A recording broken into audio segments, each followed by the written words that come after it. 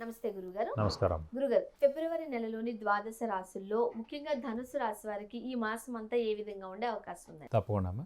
ధనుసు రాశి అనగానే మనకి మూల 1, 2, 3, 4 పాదాలు, పూర్వాషాఢ 1, 2, 3, 4 పాదాలు, ఉత్తరాషాఢ 1వ పాదం, ఈ నక్షత్రాలన్నీ మనకి ధనుసు రాశిలోకి వస్తాయి.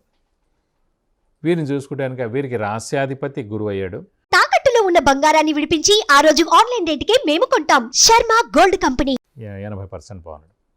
అలాగే వీరికి అదృష్టకారకుడు, యోగకారకుడు, లక్ ఫేవర్ చేసే గ్రహమైన సూర్యుడు తృతీయ స్థానంలో చాలా బాగున్నాడు, ఒక 70%. దైవబలం, దైవానుగ్రహానికి సంబంధించిన గ్రహం కూడా ఈ ధనుసు రాశి వారి గురువే అయ్యాడు. అతను పంచమంలో ఉండి 80% బాగున్నాడు. కాబట్టి తులారాశి తర్వాత ధనుసు రాశి వారికి అత్యుత్తమంగా ఉందని చెప్పుకోవాలి. శ్రమ, కాలం, ధనం వ్యర్థం కాకుండా అవసరానికి డబ్బులు సమకూరడం, రావాల్సిన బాకీలు వసూలవడం, అలాగే క్రీడాకారులు, రాజకీయ నాయకులు, విద్యార్థులు, యూట్యూబ్ రంగం, మీడియా రంగం, పత్రికా రంగం, సినిమా రంగం వారు, ఉద్యోగస్తులకి పట్టిందల్లా బంగారం చెప్పుకోవచ్చు. షూరిటీస్ పెట్టవచ్చును, మధ్యవర్తిత్వం వహించవచ్చును.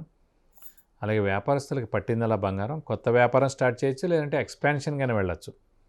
అలాగే ఇంట్లో పెద్దవాళ్ళు, చిన్నపిల్లల ఆరోగ్యం బాగుంటుంది. అలాగే ఈ రాశి వాళ్ళందరి ఆరోగ్యం బాగుంటుంది.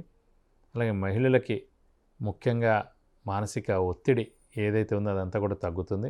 ఇది కాకుండా అదృష్టం కూడా బాగుంది.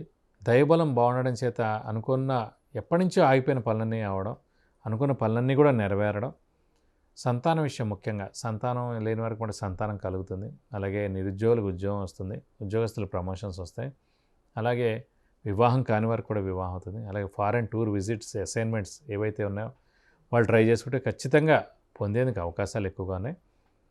అలాగే స్నేహితులతోటి కలిసి మీరు విహారయాత్రలకి వెళ్ళేందుకు అవకాశాలు ఉన్నాయి. అలాగే ముఖ్యంగా గురువు బలం చాలా బాగుంది కాబట్టి ఖచ్చితంగా తీర్థయాత్రలు వెళ్ళడం, గురువుని దర్శించడం, గురువు యొక్క బ్లెస్సింగ్స్ పొందడం, ఇవన్నీ కూడా జరిగేందుకు అవకాశాలు ఎక్కువగా ఉన్నాయి.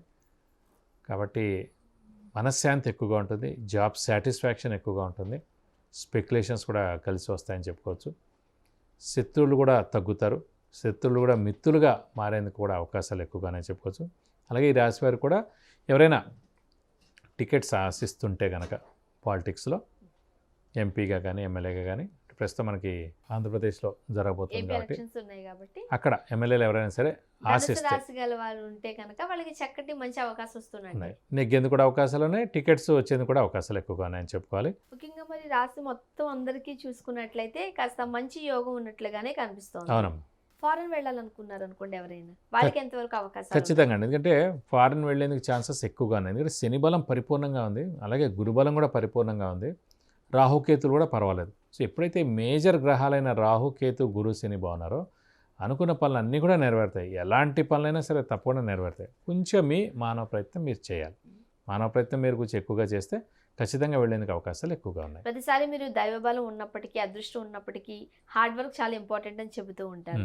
మరి ఎంతవరకు హార్డ్ వర్క్ చేయాలంటారు? హార్డ్ వర్క్ 100% చేయాలండి. ఇప్పుడు నేను ఇక్కడ కూర్చుని ఇదంతా మీకు చెప్పగలుగుతాను అంటే 27 ఏళ్ల కృషి చేస్తే, ప్రతిరోజు ఒక 10 గంటల కృషి చేస్తే అనర్గళంగా చెప్పగలుగుతున్నాను నేను అనుకుంటున్నాను. అదే హార్డ్ వర్క్ అని అనుకోవాలి. కాబట్టి హార్డ్ వర్క్ అనేది ఎప్పుడు 24 అవర్స్ 100% చేస్తూనే ఉండాలి. ఇప్పుడు ఒక సాఫ్ట్వేర్ ప్రొఫెషనల్ ఉన్నాడు, కొత్త కోర్స్ నేర్చుకుంటూనే ఉంటాడు.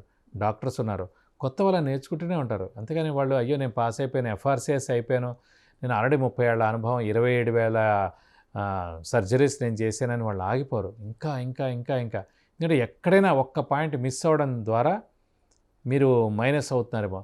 ఎన్నో చెప్తున్నారు, వాడికి జరగట్లేదు. అక్కడ గురువు బాగున్నాడు, లగ్నాధిపతి బాగున్నాడు, యోగకారకుడు బాగున్నాడు, మనకి ధనకారకుడు బాగున్నాడు, వ్యాపారకారకుడు బాగున్నాడు, అయినా వాడు ఎందుకు పోతున్నాడు, ఎందుకు నష్టం చేకూరుతుంది అనేది ఎక్కడో ఒక మిస్సింగ్ పాయింట్ ఉంది. అంటే 6వ స్థానం బాగాలన్నమాట. అంటే డెట్స్, మిజరీస్, అప్పులు ఇవన్నీ కూడా పెరిగిపోతున్నాయి. అది ఏదో అన్నీ కూడా వెతకాలన్నమాట. 12 రాశులు, 12 లగ్నాలు, 12 రాశి స్వభావాలు, లగ్న స్వభావాలు అన్నీ కూడా చూడాలండి. మహర్దశ, అంతర్దశ, సూక్ష్మదశ, విదశ, గోచారం అన్నీ కూడా చూడాలన్నమాట.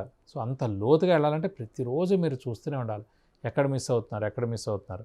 అలాగే 24 గంటలు మనం కష్టపడుతున్నాం అంటే మనకు పెద్ద గోల్ పెట్టుకుంటే కనుక ఇవన్నీ అండి. చిన్న గోల్ పెట్టుకుంటే ఇది ఏం అవసరం లేదు. ఒక ప్యూన్గా జాయిన్ అవ్వాలి, దానికి ఏం అవసరం లేదు, దానికి చదువక్కలే అక్కర్లేదు. జస్ట్ మీరు టీ పెట్టగలగాలి, కప్పు వాడికి ఇవ్వగలగాలి, అంతే. ప్యూన్గా అయితే అంతే.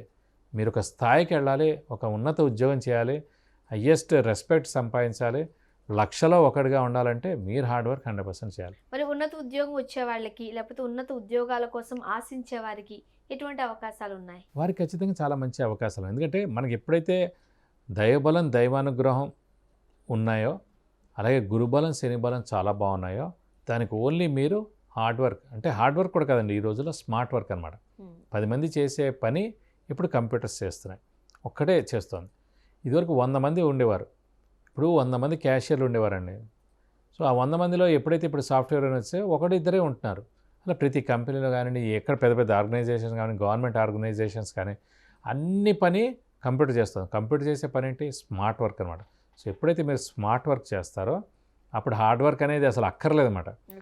స్మార్ట్ వర్క్ 10% చేసినా చాలు, హార్డ్ వర్క్ 100% చేసిన దాంతో సమానం. కాబట్టి మీరు చేస్తే తప్పకుండా సక్సెస్ అయ్యేందుకు అవకాశాలు ఎక్కువగా ఉన్నాయి. ధనుసు రాశి వారు ఎటువంటి పరిహార మార్గాలు పాటిస్తే మంచిదంటారు? ధనుసు రాశి వారు ప్రస్తుతం ఇవన్నీ బాగానే ఉన్నాయి కాబట్టి, ముఖ్యంగా రాహు అక్కడ చతుర్థ స్థానంలో ఉన్నాడు కాబట్టి అమ్మవారిని ఎక్కువగా ఆరాధిస్తే మంచిది. వీలైతే కనుక ప్రతిరోజు అమ్మవారి అష్టోత్తరం చదువుకుంటే మంచిది. అలా వీలైతే ప్రతి శుక్రవారం అమ్మవారి టెంపుల్కి వెళ్ళి 41 ప్రదక్షిణాలు చేస్తే మంచిది. వీలైతే కనుక ప్రతి శుక్రవారం అర్చనో అభిషేకమో ఏదైనా చేస్తే అమ్మవారికి చాలా మంచి చేకూరుతుందని చెప్పుకోవాలి. ఫిబ్రవరి నెలలోని ద్వాదశ రాశుల్లో ధనుసు రాశి వారికి ఏ విధంగా ఉండే అవకాశం ఉంది? చక్కటి పరిష్కార మార్గాలు సూచించారు. ధన్యవాదాలు. నమస్కారం.